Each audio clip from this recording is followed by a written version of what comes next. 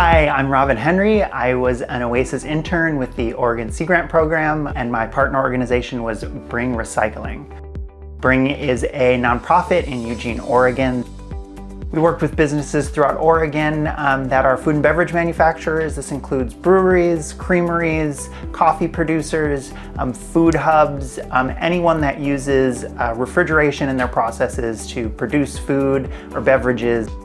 Scheduling a walkthrough where we could look at their equipment, how it was operating, how it was being used, and we would put together suggestions on how they could be more energy efficient or they could use less toxic chemicals in their refrigeration processes. We would also talk to them about how they maintain their equipment and make suggestions on better maintenance practices that could result in lower energy costs.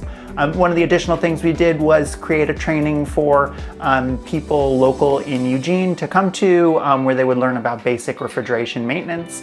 We went through some basic refrigeration appliances and how to keep them running smoothly, using less energy, and less likely to have a refrigeration leak. So on our walkthroughs, we were able to use a lot of tools that we got both through Bring and through the Sea Grant program.